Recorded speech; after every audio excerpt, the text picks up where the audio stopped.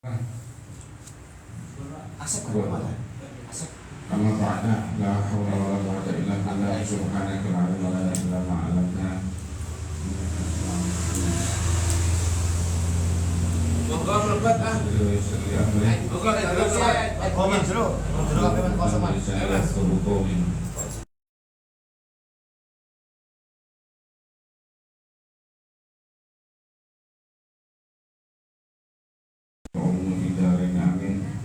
Sadaripun ditunggalai monggo sami-sami niat ngaos kados ilmu kanthi niatan yo kita pinaringan barokahipun mu'allim lan pun paring Gusti Allah selamatan kados selamat tiyang ingkang ngaos kitab punika. Kanthi nantang syafaatipun Rasulullah lan barokahipun para guru, para sepuh bini sepuh. Al-Fatihah.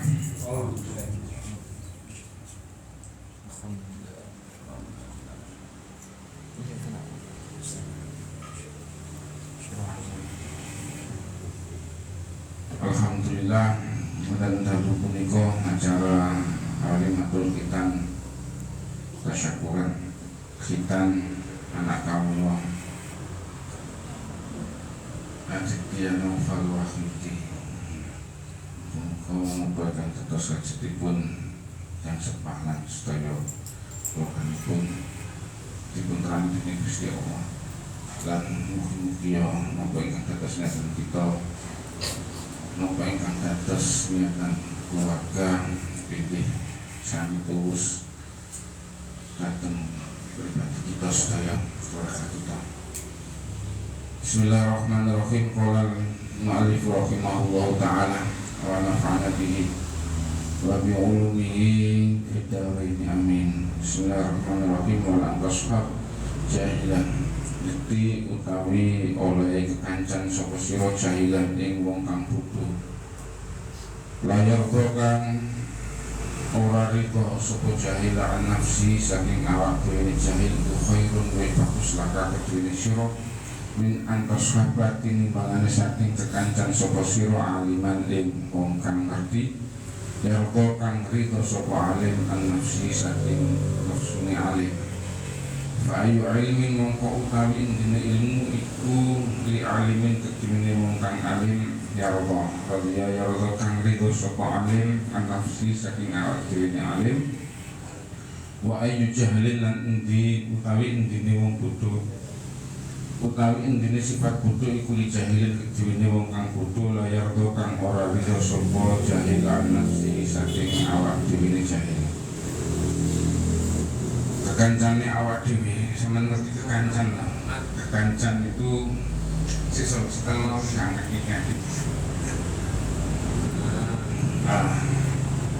Awak dhewe iki nek paham tahu sekolah masih kelas SD masih berkelas SD awak dhewe kita dibumbui bahwa kita manusia itu adalah merupakan makhluk sosial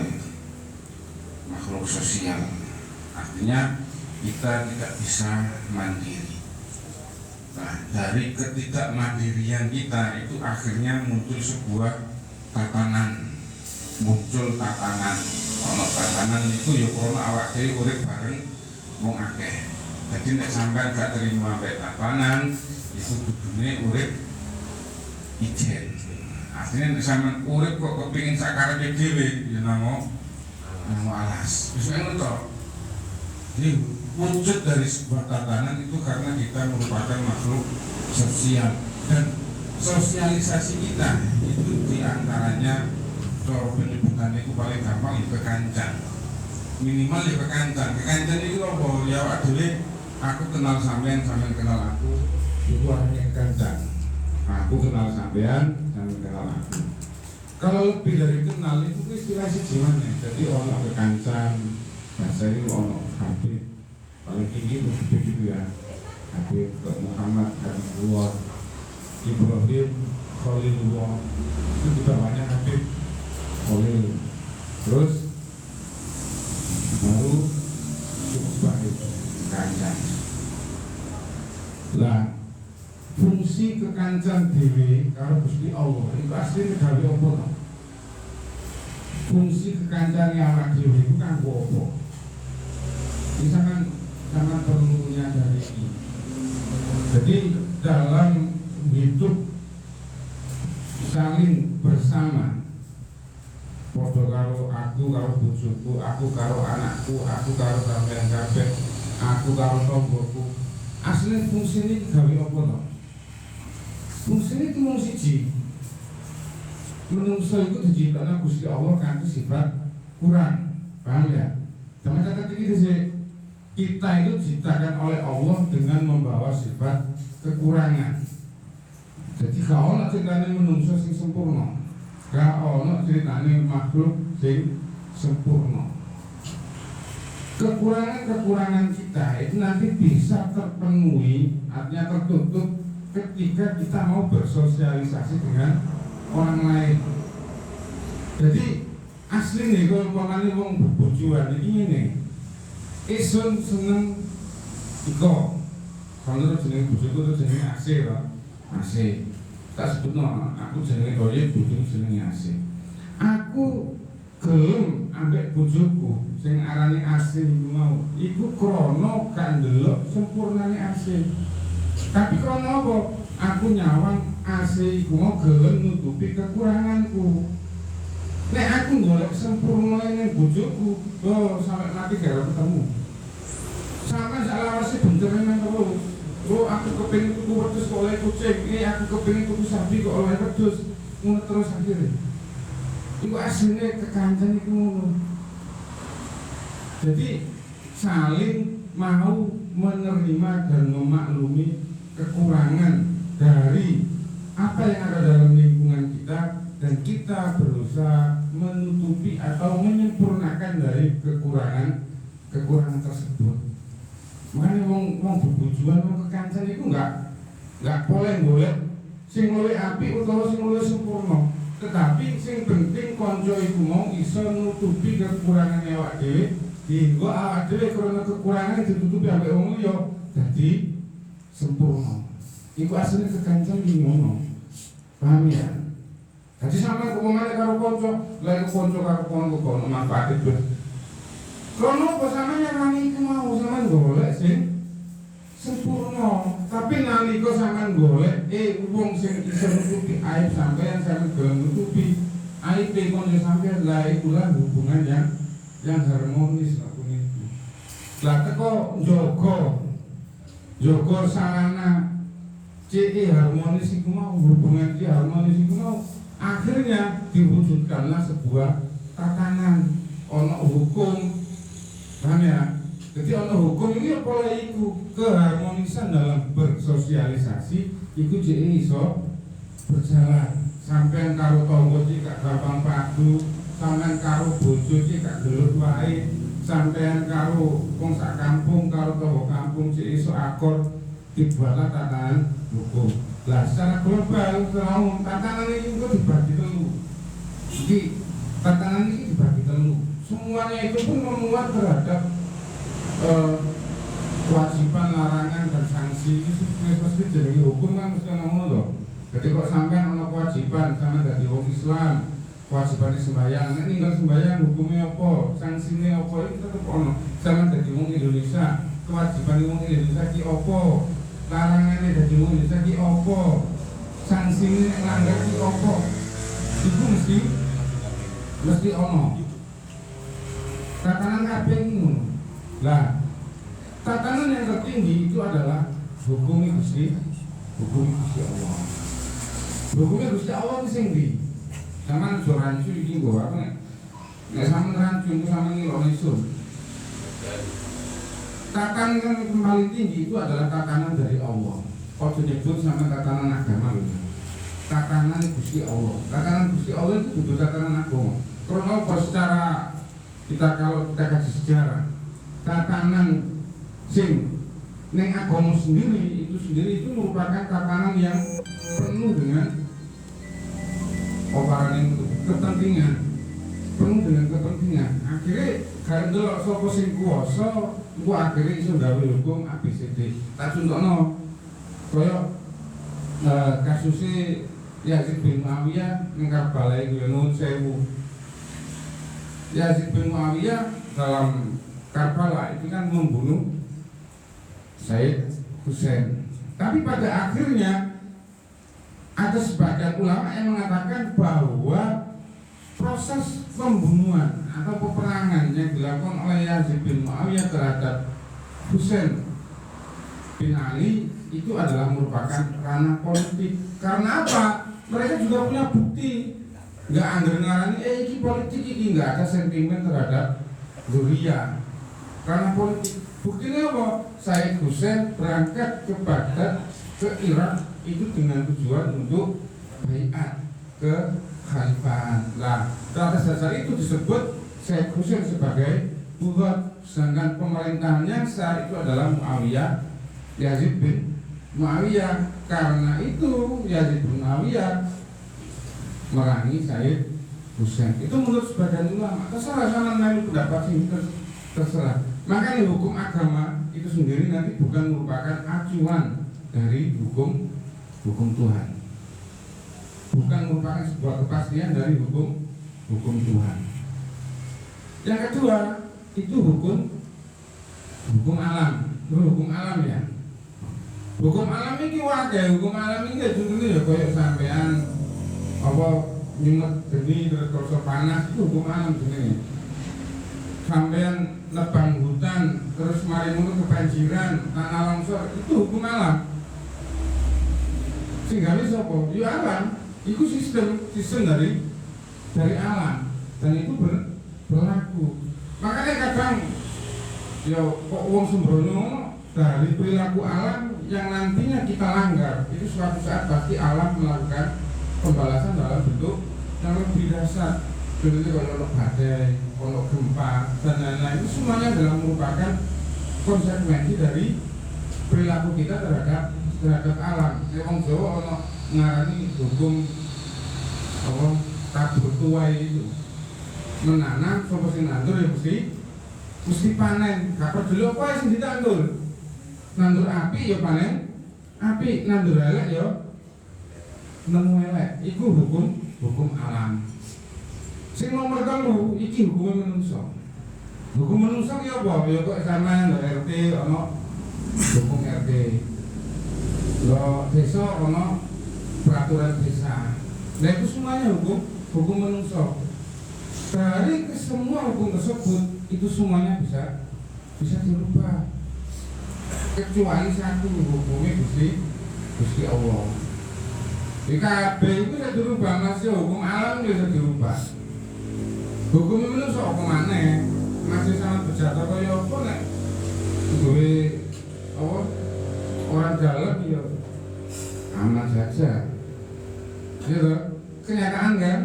Itu hukum menungso. Jadi dari semua hukum tersebut itu tidak ada yang bisa dirubah kecuali hukum Allah. Hukum Allah sekali tidak dirubah. Tapi tidak dirubah. Hukum alam itu tidak dirubah. Jadi kayak apa? Ini wayah ketiga nyatanya ono hujan buatan itu bisa dirubah. Saking pinternya menungsone bisa dirubah. Tapi hukum Allah tidak bisa dirubah.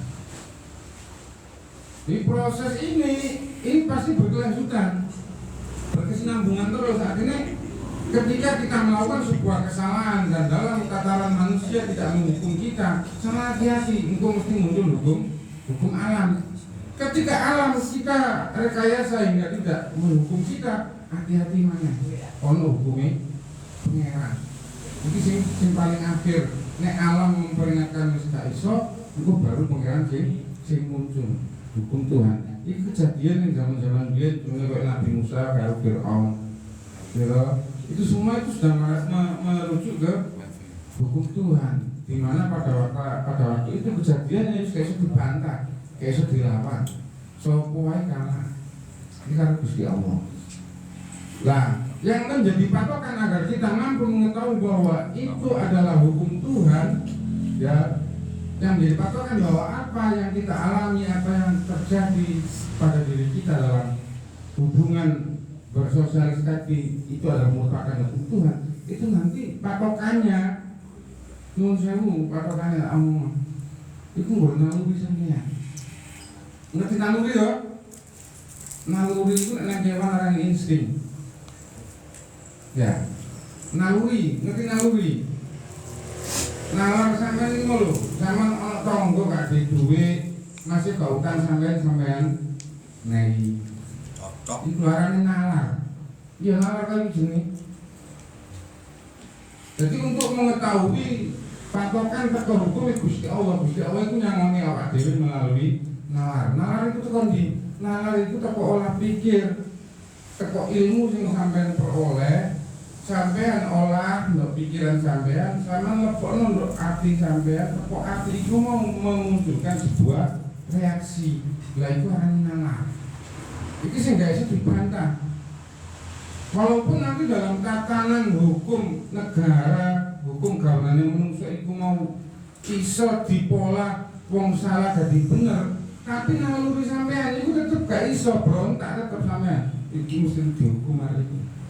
Tapi gimana awak dhewe enggak duwe? Wong biasa kan ngono lho. Biasa kan ngono. Lah iku jenenge nalar. Agama digawe karo Gusti Allah iku kanggo nguripi nalar.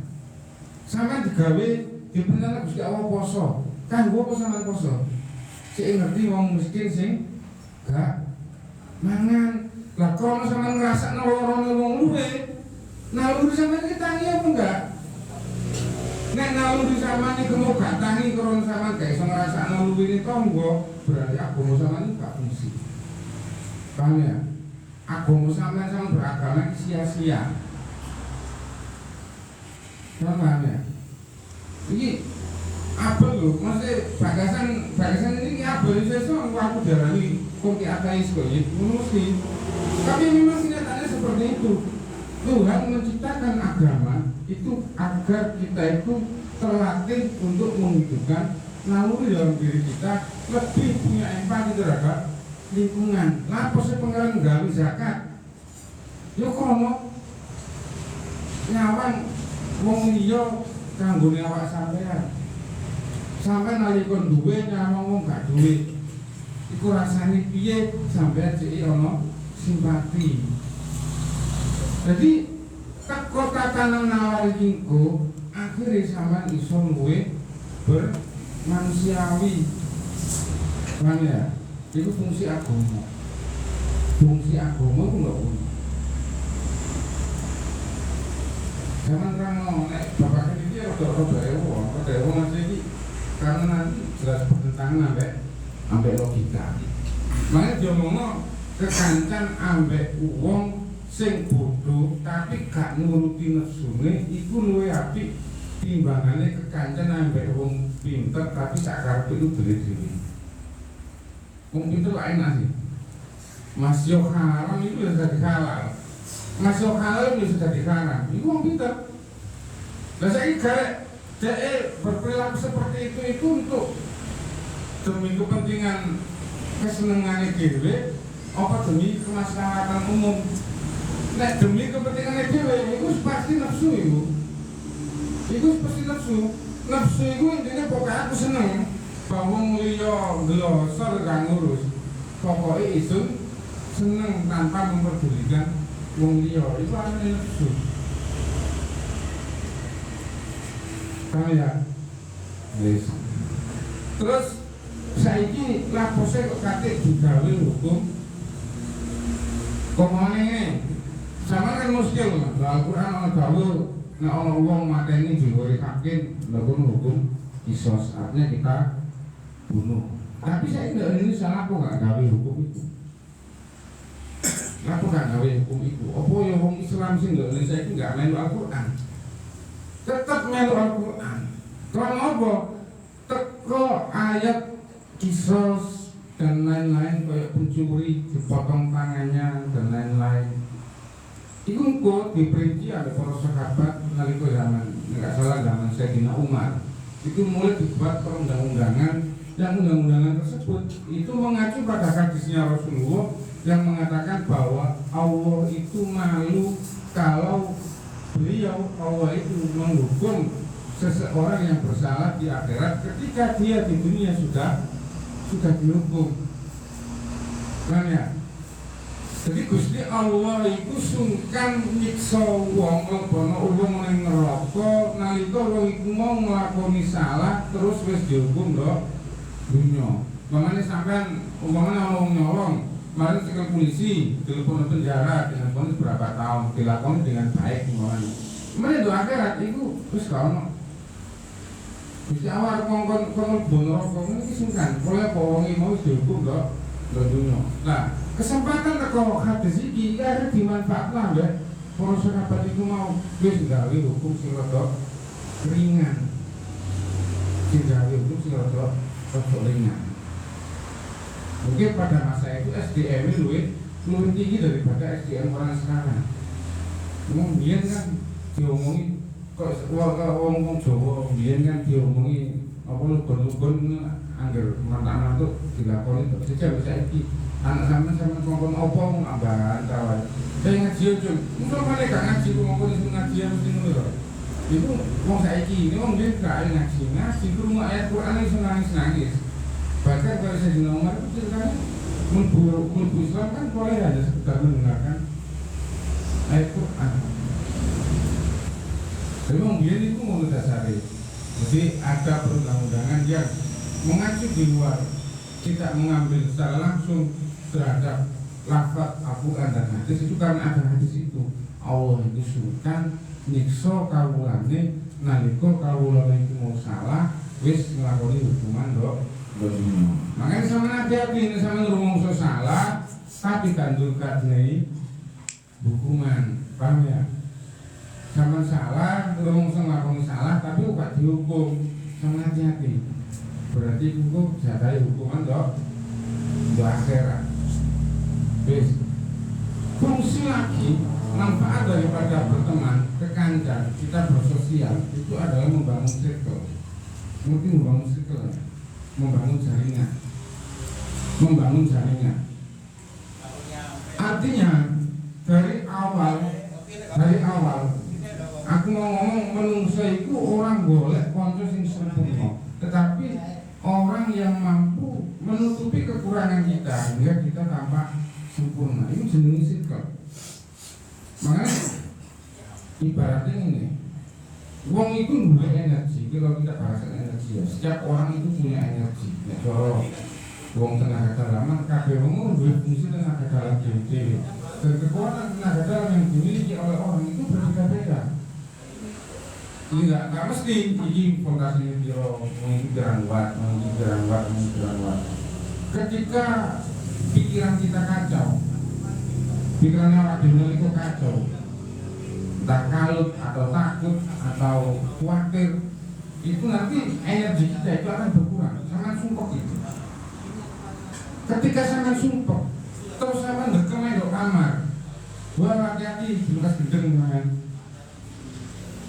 Nalika sangat buder, sama aku golek wong sing sampean pandang orang tersebut itu punya energi tinggi. Wong sing duwe energi tinggi. Dengan kita bersanding dengan orang tersebut, kita akan memancarkan sinyal saling mengisi. Jadi energi negatif awak dhewe iki diserap ambek wong sing energi positif, kita menyerap energi positif dari orang tersebut untuk mengisi energi negatif dan akhirnya sinkron. Itu mau kekancan itu dong. Dan itu pun butuh pengorbanan. Ini enggak gampang, butuh pengorbanan. Buktinya apa? Tak takoni, sama terang tahun melu aku lho kene ngaji. Wong kemani dhewe lho kadang ae melu padha itu moskan. Ini kan pengorbanan yang berat sekali loh. Ya lah. Perubahan circle itu butuh pengorbanan. Pemane ngene, sampean kerjane apa? Kuli. Terus sampean takon sampean, "Cung, kita tamu, pengen dadi dokter ya." Kira-kira sampean piye? Lah bapak dodol apa meneh? Enggak tahu dokter 500 juta. Dodol perapatan nah. Dodol kuburan nah. Ya loh. Lah. Iki maksudnya perubahan circle itu butuh pengorbanan itu loh. Ketika sampean ingin menaikkan strata dari sosial sampean butuh korban. Bukti carane. Paham ya? Bukti carane iki ngene. Sampeyan delok Al-Quran itu lantanal birra hatta tunfiqu mimma tuhibbun. Awakmu enggak ngira bakal oleh apa sing mbok senengi kejaba maring apa sing mbok hatta tunfiqu mimma tuhibbun. Awakmu ora bakal oleh apa sing mbok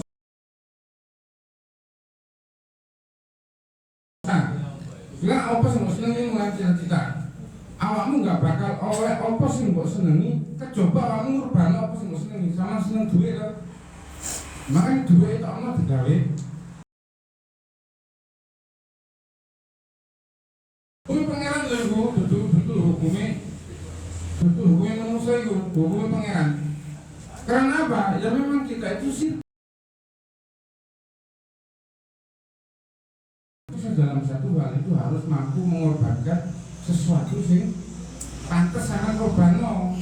Ojo terus sampean lah, ini bakasan kita. Kita kalau dalam catatan sejarah mulai muncul, yang ada terbukti dalam manusia itu ya, masih ada datanya. Itu dimulai kan, agama ini sekarang sih loh. Artinya kita itu merupakan agama yang membawa hawa-hawa itu siapa? Hawa itu nafsu. Makanya sama ngomong, ya Allah, sing bakas kawin papat itu Mas Rasulullah SAW baik. Sebenarnya sih dimaksud kawin papat itu apa? Ya orang boleh foto atau apa terus dirapi kabeh ngono enggak. Nafsu sampai ini kumpul no. Ya, jadi orang ayo balasan itu.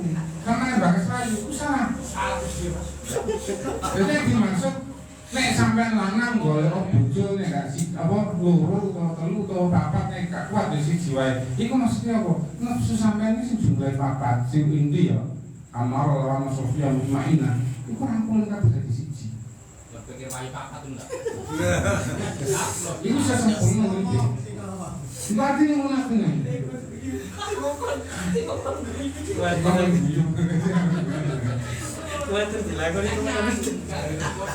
Ketika dipapat itu mesti nafsumu itu kendalanya. Nafsumu sing jumlahe papat lama-lama Sofia mutmainah. Iku kendalanya. Berarti neng awakmu dadi punjer. Nek awakmu iso ngako apa ngrangkul papat iku mau, awakmu sudah dipunjer. Punjer ki apa? Ya kliwon kliwon. Paham ya? Dadi nek wong Jawa dikongkon poso dina kliwon iku masani punjer. Nalika poso punjer, nafsu papat iki masuk ning pancer. Biasanya sudah dipancer iku poso kliwon. Nek wong Jawa lho ya iki wong Jawa kan. Kalau dari bedakan bahwa yang dirikan itu adalah Nabi Ibrahim. Yang dirikan itu adalah Nabi Ibrahim ketika usia 80 tahun. Kurang lebih 80 tahun.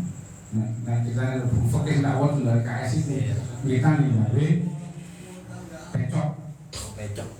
Nah kita nih Nabi pecok. Umur 80 tahun. Lah kita Nabi Muhammad itu ala kaulin adalah merupakan duriya teman Nabi Ismail. Nabi Ismail itu nanti mengikuti pada syariatnya Nabi Ibrahim. Jadi yang kabar Nabi Muhammad itu duriya dari Nabi Ismail. Tapi ada lagi mengatakan bahwa Nabi Muhammad Bani Quraisy itu adalah duriya dari Nabi Ishak. Dan tradisi-tradisi Islam yang ada di dunia ini sing ada itu yang memang mengikuti dari prosesi yang dialami oleh Nabi Ismail dan Dewi Hajar. Contohnya apa? Kayak urusan mau wedok lapor disidik, mau lanang gak. Itu ya proses ke Nabi Ismail dan Dewi Hajar. Jadi pada waktu Nabi Ibrahim kan duwe putra, terus Dewi Saro ngongkon wayu, boleh wedok maneh sisa duwe anak. Nah, itu Nabi Ibrahim bilang ke Dewi Saro, dan Dewi Saro yang menentukan istrinya itu siapa? Dinai Budai. Dewi Hajar. Sebagai penggunaan Dewi Saro terhadap Dewi Hajar, telinga Dewi Hajar itu ditindih. Jadi wong wedok ditindih itu membuktikan bahwa dia itu budak. Sebagai tanda bahwa dia itu budak. Tapi ini ada tradisi apa simbol perbudakan dengan adanya tindik itu kan hilangkan. Tapi sebenarnya tindikan itu tanda bahwa budak. Sama sama tindikan. Kok tidak aja? Senang-senang tidak ada. Berarti itu dari budak mana? Jadi perbudakan dimulai dari awal simbol perbudakan itu apa? Lah, tradisi kita itu sendiri, kalau semua kita tarik ke Jawa, ke Jawa, sama dulu untuk candi-candi. Ono enggak istilah kita aslinya ono, untuk Jawa itu ono sebelum Islam masuk, sebelum Islam masuk. Sama kalau ukiran untuk sendang dhuwur, sing ono gambar gapura bersayap itu, walaupun ono naga sing sirahe mendasi ndas menjangan utawa wong Jawa ngarani kewuwung, ngerti kewuwung lah, pelangi lengkung itu, aku lali jeneng istilah Jawa, tapi itu pelangi. Iku asli gambarno rahim, gambarno go karbo atau gambarno go ilang. Jadi pelangi itu adalah merupakan simbol dari rahim.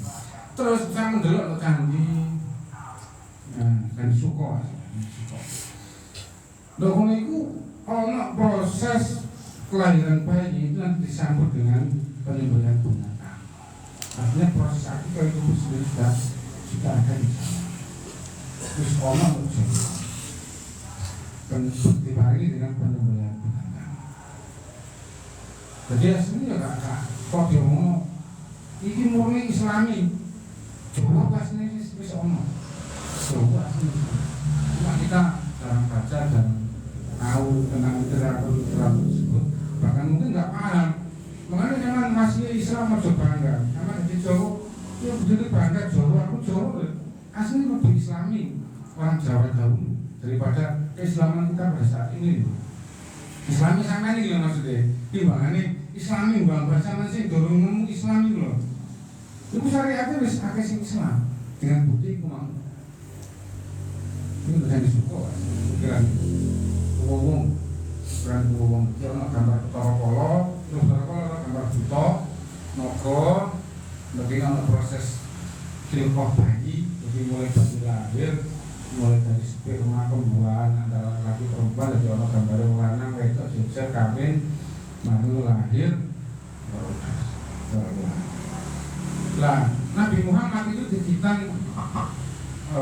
Jadi yang kitab-kitab tiba, yang kitab sejarah, kitab sirah itu kanjeng Nabi lahir itu wis celaan, wis kitangan, makhunan bi'auni inayah. Jadi semuanya adalah merupakan anugerah dari Allah, merupakan bukti bahwa Nabi Muhammad itu orang suci. Itu istilahan, merupakan istilahan. Lahir itu istilahan, ya kitangan ketika lahir posisinya sujud. Posisi sujud kalau ngangkat biji muda di nyuding, itu gerakan ngomong cuma di sini pun pakai isyarat nyuding ke atas ketika dia lahir. Karena kalau dulu aku mau buku, dulu kalau buku dari bukunya itu memang semuanya bilang seperti itu kok. Kan kita Nurul Yakin, kita Barzanji, kita tiba, ya itu semuanya bicara seperti itu. Masa tidak percaya yang mutawatir? Apa buat disikan? Dia bukti bahwa Rasulullah itu suci, maka disebut dengan bi'aunil, berarti inayah, dengan pertolongan Tuhan, kekuasaan yang berupa pertolongan Tuhan. Besar. Ada malam kamu enggak? Bikin tak? Bingung.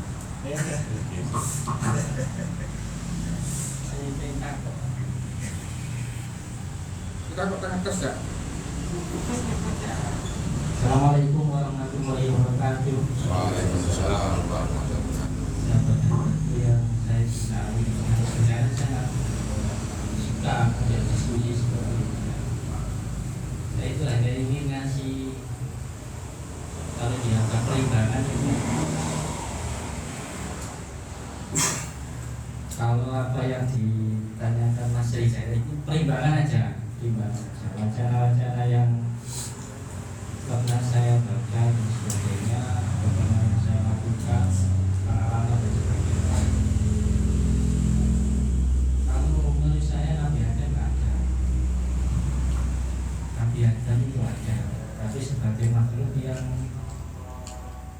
punya hati nurani, punya ruhnya pangeran. Pertama kali yang punya ruhnya pangeran Nabi Adam. Nah sebelum Nabi Adam, ya ada makhluk seperti manusia. Saya pernah baca bukunya siapa namanya, pengacara khususnya pengacara. Dia menyetir ayat itu, ayatnya saya menjadikan khalifah di bumi ini adalah manusia. Tidak menyebut Adam di situ, tapi banyak penafsiran itu yang mengarah ke Nabi Adam. Nah, ketika menyebut manusia itu banyak yang protes malaikat itu. Kata jauh Nabi apa kamu apakah jangan tidak melakukan kesalahan kan? Karena malaikat pada waktu itu sudah tahu kelakuannya manusia. Nah kelakuannya manusia itu ya sifat-sifat luarnya itu luar biasa. Ya seperti kita itu ada sifat hewan itu kan muncul. Nah dulu sebelum Nabi Adam itu ada manusia seperti itu. Dari model seperti itu ada yang mengatakan bahwa manusia purba itu ada. Beda kelompok apa itu manusia purba bahkan ada di seluruh itu ada, tapi tidak manusia, mungkin ya monyet atau apa saya. Jadi intinya gini, semuanya saya melihatnya itu model keilmuan itu ya namanya keilmuan itu penafsiran. Kalau dalam agama kita itu tafsirnya biasanya dari teks Al-Quran dan hadis. Tapi saya itu orang yang rasional. Artinya rasional itu bahkan aku hadis walaupun ada di Bukhari Muslim. Kalau saya nggak rasional, saya itu selagi dalam hati itu berontak, terutama yang muji-muji suatu kaum, muji sesuatu dan sebagainya. Saya nggak cocok, kecuali muji bagi Rasul yang cocok.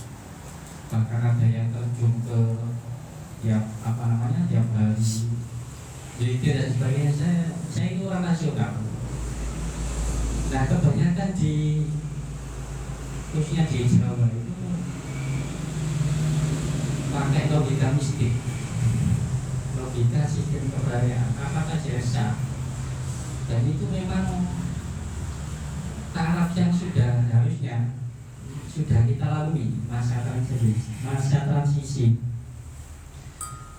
Di beberapa tafsir Al-Quran bahkan model keilmuan itu nafsir Al-Quran beda-beda. Ada nafsir itu bahkan ya saya itu nggak ada yang nafsir seperti itu. Karena mereka apa? Karena background keilmuannya beda. Ibnu Sina itu nafsir Al-Quran itu mesti berhubungan dengan kedokteran.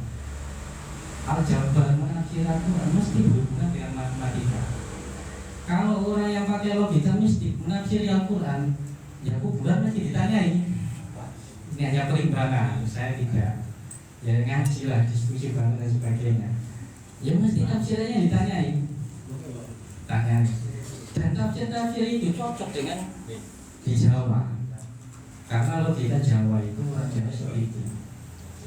Tapi ketika dibawa ke daerah Andalusia, Spanyol, model seperti itu nggak cocok. Makanya muncul namanya kelompok Mu'tazilah dan sebagainya yang mengatakan bahwa akhirat itu nggak ada. Akhirat itu ada di dunia. Kita melakukan baik, bagus itu ya ibadahnya di dunia. Surga itu ada di dunia, neraka ya ada di dunia. Kalau kita melakukan jelek, menyakiti orang lain dan sebagainya, ya ibadahnya ada di dunia yang dinamakan neraka. Alasannya apa? Alasannya itu manusia itu ada model harapan, teologi harapan, cita-cita harapan. Kalau dalam Al-Quran ini cita-citanya kan surga. Surga itu menurut orang Arab itu adalah al-jannah itu tanda ada firman. Jadi karena jangan itu kan jadi ini tampilan dari itu. Jadi surga itu menurut mereka sungai yang mengalir ya. Pokoknya sih biasanya dia ikan laut. Senengannya kan harapannya dia itu pasti ada sungai. Kalau di Jawa ya tidak surganya tidak seperti itu. Kembali Tolo Jinawi Tonton Tembak cerita seperti itu. Dan cita-cita itu harus dimanifestasikan, dilaksanakan di dunia. Ini penafsiran aja, penafsiran. Dan itu biasa khalifah itu apa? Ada dua khalifah. Abdul ya tugasnya bagaimana Gemarokal Jinawi ini tentang ke diri kita. Ketika sudah ranah ke masyarakat umum itu namanya khalifah umum. Maka muncul konsep negara dan sebagainya, demokrasi dan sebagainya. Itu salah satu model tugas kita sebagai khalifah umum. Artinya saya ngomong seperti ini itu ada yang saya tarik kesimpulan walaupun tidak bagus kesimpulan itu. Saya memahami agama, teks, hadis dan sebagainya. Walaupun macam-macam modelnya, itu harus pakai hati dan pikiran dan akal. Bolak-balik di Al-Quran itu ngomong apalah takdirun, apalah ada karun, pokoknya pemikiran. Ikro itu ya pemikiran. Dikir nggak dikira. Asal dulu dikir itu. Dan macam-macam penafsiran dikir itu, kalau dikir sing dia nyebut dikir pengiran sebagainya, orang sih dikir ngiling-ngiling, aku mau ngelakoni apa, ingin tagat dan sebagainya, ada seperti itu. Macam-macam penafsiran dikir. Nah kalau orang yang sedang wiritan, orang ahli tafsir sedang wiritan, ya model tafsirannya Al-Quran ya wiritan, begitu. Dan repotnya itu masuk model tafsir itu masuk di Indonesia. Kita itu kan jarang sekali mengkaji tafsir-tafsir yang agak rasional ya. Agak rasional. Saya pernah baca, ya nggak baca, sempat diterangkan tempat itu tafsir yang orang Jawa rasional sekali dan itu sangat nyata bagi saya, masuk akal banget ya. Bahkan menerangkan pemikiran masuk akal. Saya tidak ngomong Mu'tazilah itu bagus, enggak. Bahwa setiap ilmu itu saja ketika ilmu itu baik, walaupun itu dari orang Kristen Yahudi dan sebagainya.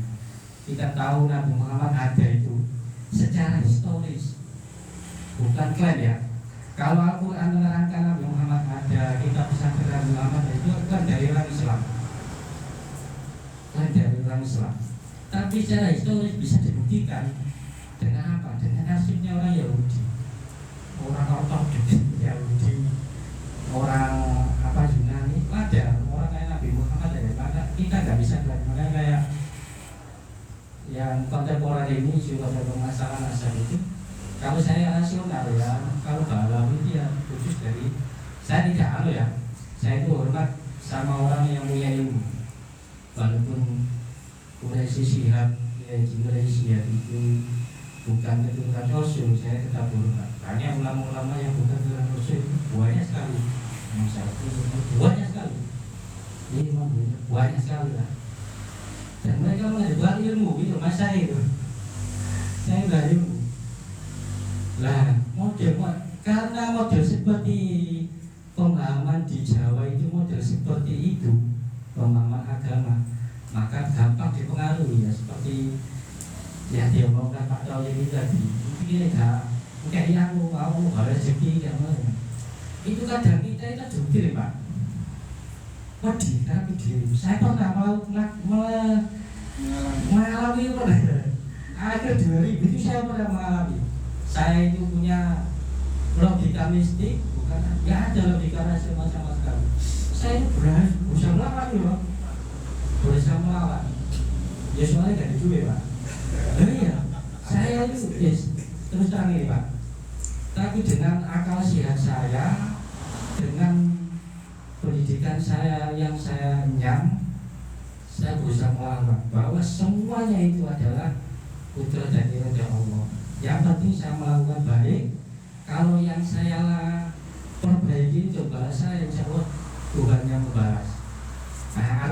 itu ada namanya hukum kausalitas. Itu nanti tambah panjang itu ada kausal prima dan sebagainya. Seperti yang materi tadi ketika kamu lihat ngopinya anakmu ini cuma hukum kausalitas. Emang nggak rasional Pak? Itu irasional, tapi nyata. Tak ada nyata ya. Kata orang Jawa kualat seperti itu bahasanya bahasa. Dan sebelum Islam datang ke sini, kalau masalah sunnah orang Jawa semuanya sunnah Pak. Itu membuktikan bahwa ada agama Samawi itu pernah turun di Jawa. Sebelum Islam ke sini agama Samawi itu pernah turun di Jawa. Itu bisa dibuktikan penerimaan Jawa tentang Islam itu mudah loh. Itu membuktikan kan bahwa Indonesia ini Islamnya paling besar di dunia. Kalau dalam bahasa Al-Quran itu kan agama Ibrahim itu apa? Ibrahim Hanifah. Itu ada agama yang dibawakan oleh Ibrahim. Kalau di dalam bukunya Agus Sunyoto itu ada Nabi Semar. Dan menerangkan di situ Pak. Saya dulu punya bukunya, sekarang hilang. Dulu saya lumayan hafal, sekarang agak lupa. Menerangkan Sayyidi Jenar, mulainya Jatuh Kampi, termasuk segala sebuahnya Sunan Kalijogo itu pertama kali yang menerangkan tesisnya Agus Sunyoto. Dan itu berdasarkan arsip di Cirebon, Jogja juga. Nah, Jatuh Kampi termasuk pamannya Sayyidi Jenar dan sebagainya. Nah, repotnya kita itu Pak, kita gak punya manuskrip sama sekali. Kadang orang Jawa itu gak penting, nasabnya memang gak penting sejarahnya. Tapi ketika ada rongrongan dari pihak luar itu, kita itu kayak gak punya identitas ya. Kita seperti sokore ini wong budak dan sebagainya. Padahal kita itu ya dalam Al-Quran itu manusia itu asal tabuhnya. Kalau manusia itu yang dinilai di mata Allah itu adalah yang paling takwa.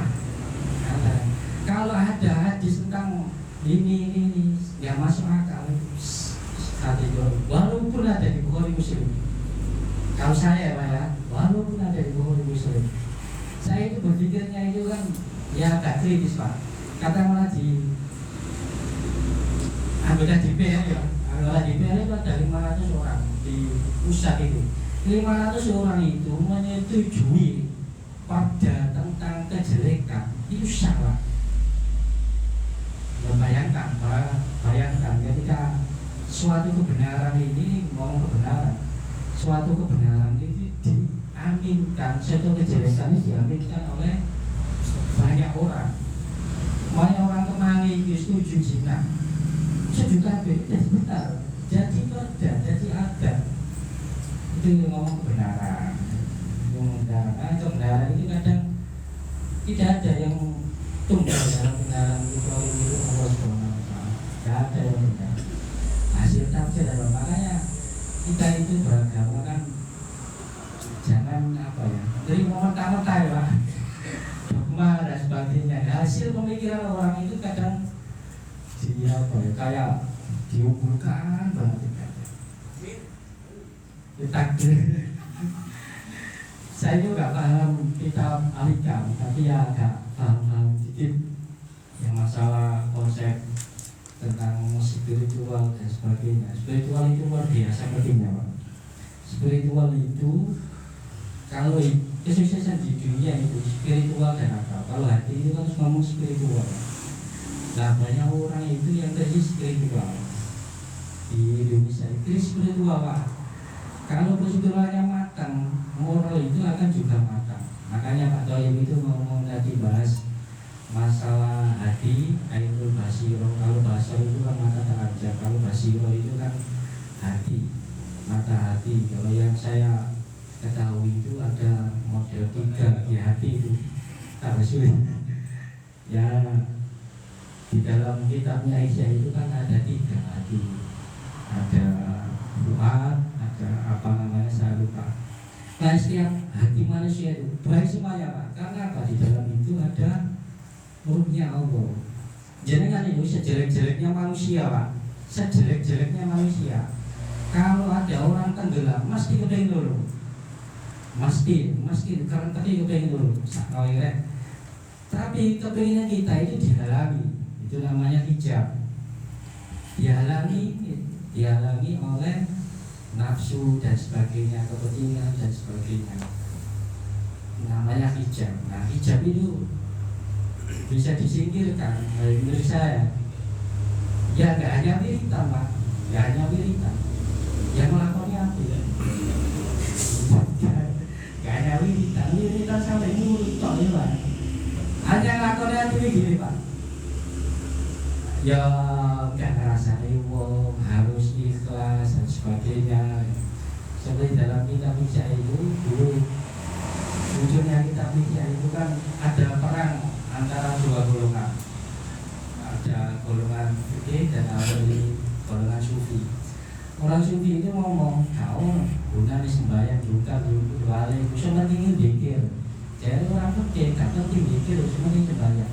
Lain orang bicara itu mampu mengalihkan antara dua materi. Sembahyang yang penting, dikir yang penting. Sembahyang ini bentuk dari syariat kita, dikir itu bentuk dari hakikat kita. Makanya harus seimbang menurut saya. Lah dikir dan syariat ini harus pakai akal dan hati. Hati dan akal. Ya ini gak akal. Tapi akal itu didasari hati. Kalau nggak didasari hati, akhirnya sasar kan gitu Pak. Mungkin itu aja Pak Toyib kamu terdekat. Itu buatan lihat perimbangan aja. Ya, saya juga lama baca buku, hanya sekedar pengalaman. Saya itu senang, diskusi saya ini senang. Bahkan saya cita-cita saya itu jadi intelektual Pak. Jadi, tapi ketika disemoni kalau dosen gue, lah ya Mas, intelektual leadership kapal Mas. Ya buktinya memang gak laku. Saya waktu dulu saya tanya Hadi. Dulu itu saya Hadi punya mengumpulkan mahasiswa seluruh Indonesia nggak laku Pak. Yang laku apa? Demo Pak. Jadi saya senang orang seumuran panjenengan itu yang nggak muda lagi lah. Itu masih harus. Jadi ilmu itu macam-macam banyak sekali. Saya dulu pernah merasakan itu ya udah sombong ilmu ternyata saya di hadapan orang keadilan saya takut Pak. Saya itu kadang ya pernah menjalani hal seperti itu pernah menjalani. Ternyata di atas langit itu masih ada langit. Mungkin itu aja. Mohon maaf yang sebenar-benar sebesar-besarnya. Mohon maaf bila kami proyek. Wassalamualaikum warahmatullahi wabarakatuh. Waalaikumsalam. Pak Mungkar berkawangan Ya. Ayo langsung mari. kira yang ayat Klarifikasi. Wal malaikat ini ja'ilun fil ardi khalifah itu memang ada penafsiran kan. Mestinya kan gini, ini ja'ilun fil ardi khalifah, apa menjadi khalifah di bumi. Terus malaikat kan protes, ada ja'al fiha may yufsidu fiha wa yasfiku dima. Apa jenengan iki arep ndadekno bumi iki rusak. Seakan-akan ayat itu memberitahu kita bahwa sebelum ada manusia itu ada makhluk lain yang membuat rusak. Dan itu dijelaskan zaman kan itu kitabnya kita baca uzur ada kitabnya namanya kita baca uzur. Jadi sebelum proses penciptaan Nabi Adam ini menjadi tendensi bahwa Nabi Adam itu ada. Itu tendensinya dari sini. Jadi sebelum Nabi Adam diciptakan oleh Allah itu ada makhluk tapi cenderung hayawan. Masih nafsu hayawannya itu lebih kuat daripada nuraninya, dari nafsu ilahiyahnya, dari nafsu rupiahnya. Itu jalannya ikutin yang kita dulu orangnya bantul jalan. Bahasa bantul jalan. Nah, kalau digambarkan dalam konsep Jawa itu ngarani raksasa. Betul. Konsep Jawa. Kalau dalam konsep keilmuan, ya berarti benar pendapat ilmuwan yang mengatakan bahwa manusia itu merupakan hasil evolusi dari manusia purba. Nah, sementara kalau semua melihat konsep syariat dan konsep agama dalam Jawa itu nanti kita lihat dari Daunnya Yemun, nanti kita tidak dasarnya kepada Yemun nanti. Yemun itu tahu bahwa Nabi Nuh itu punya putra yang namanya Yafis. Setelah terjadi banjir, putra-putra Nabi Nuh itu disebar ke seluruh pulau di bumi ini. Nah, yang ditempatkan di Jawa itu putranya bernama Yafis. Yafis itu merupakan putra Nabi Nuh. Beliau itu punya keinginan bahwa Nabi akhir zaman besok itu hadir atau ada dari keturunannya beliau, karena punya harapan seperti itu. Sementara kabar dari langit yang mengatakan bahwa Nabi akhir zaman besok itu adalah merupakan orang yang umi dalam tanda kutip ya, karena penafsiran itu macam-macam. Nah, dalam tanda kutip itu orang si nafsiri umi kayak sama nulis, kayak sama nulis. Makanya orang Jawa itu nggak ngerti aksara.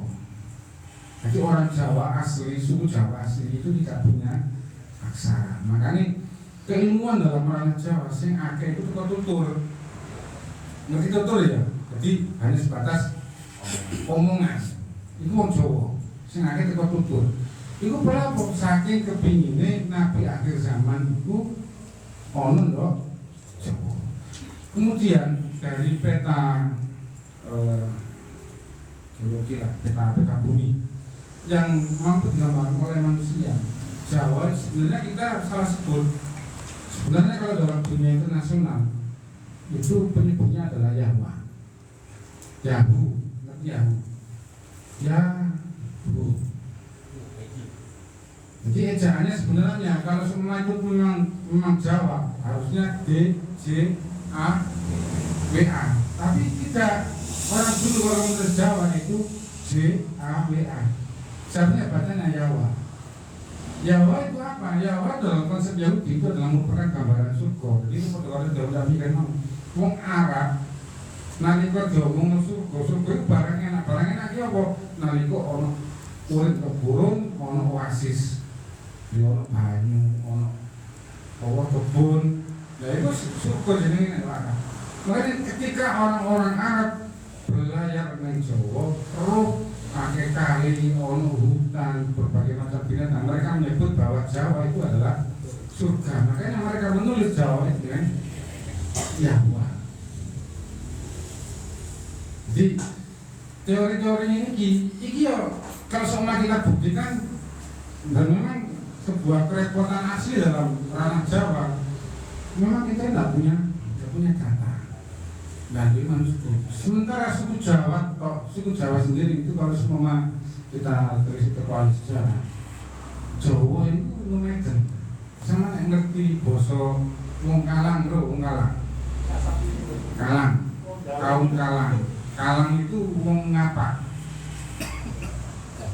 Nah itu orang Jawa. Si kuburannya ngadeg ngetan mulon gedungan itu wong Kalang, itu orang Jawa asli. Dan menurut ahli sejarah mereka itulah yang membangun candi-candi di Jawa, mulai candi Borobudur, bahkan sebelum itu mulai Ranah Sriwijaya.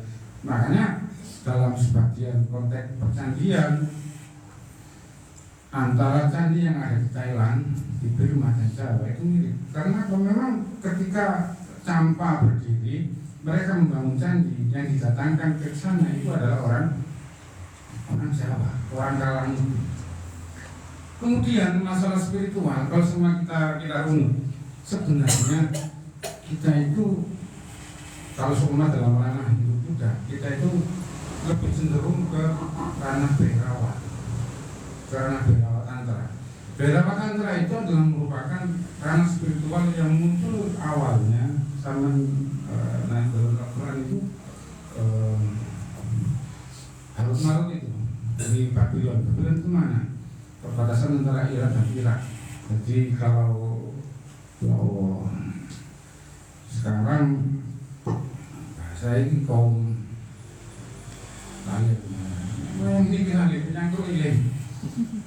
Orang-orang Iran, orang Irak, orang Babylon yang di situ ada Harut Marut itu yang kemudian menyebar masuk ke Mesir, kemudian ke mana? Mongol, kemudian ke Jawa. Jadi spiritualnya memang masuk ke anak-anak itu. Makanya Jawa itu kental kan hitungan bangsa, hitungan Cino, hitungan Weton, hitungan Falak lah, Wifik, kalau Wifik ya, Wifik itu raja itu. Itu semuanya adalah merupakan konsep orang versi. Itu spiritualnya. Jadi lebih cenderung mereka dulu itu memang pakai konsep itu merupakan bawaan dari versi. Dan kalau semua kita teliti, almanak pertama kali muncul itu ya dari orang-orang itu, orang-orang versi itu, penanggalan itu, penanggalan. Tahun Jawa itu lebih panjang daripada tahun Masehi. Jadi tahun 1944 itu kisaran tahun 2000 sudah, 1600. Itu orang Jawa aslinya, tanggalan Jawa, bukan tanggalan Sakar ya. Tanggalan Saka, tanggalan Jawa itu sama. Kata Saka, kemudian nanti Masehi kan proses Eropa ya. Masehi, kemudian Hijriah, kemudian ada lagi tanggalan yang gabungan antara Saka dan Masehi yang kita kenal dengan saiki kita tanggalan Jawa ini. Jadi ono Jawa, Poso, Sarawi, tanggalan Mataram, tanggalan Sultan Agung. Dan hari yang dipakai ya asik ya. Semuanya itu adalah merupakan filosofi kehidupan.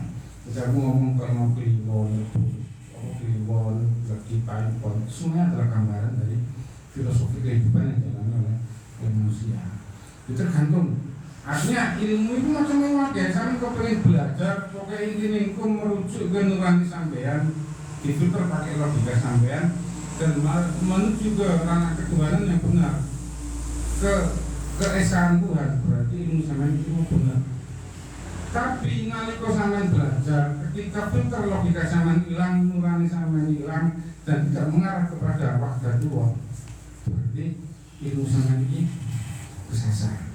Lah, lo Islam itu lengkap. Makanya sampean koyo dia ngomong, piye carane kemelekatan kita terhadap selain Allah itu hilang. Lo Islam disyariatkan maca bismillah itu. Makanya kan koyo ngomong sama mangan sendiri para kok sekolah. Ketika kita bicara seperti itu bisa benar dan nanti kita masuk ke mukmin jahil atau bisa jadi kita kafir ketika kita tidak memulai pekerjaan tersebut dengan mengucapkan bismillah. Paham ya? Makanya untuk syariat Islam itu sama dikongkong apa yang ngakoni bismillah itu apa menghindari CE sampai niku gak mlebu ndok wong kafir, tapi CE mlebu nomakum pakok. Ya alhamdulillah aku waras mulai mangan. Nek sampean ngomong koyo ngono iku mau kok meyakini bahwa yang menyebabkan kenyang itu adalah nasi secara murni yang mengesampingkan dari kekuatan Tuhan lah. Mengesampingkan ketuhanan berarti sama itu kafir. Ketika sampean menganggap bahwa waras sampean itu kok Gusti Allah lantaran sego secara akal berarti sampean itu jahil.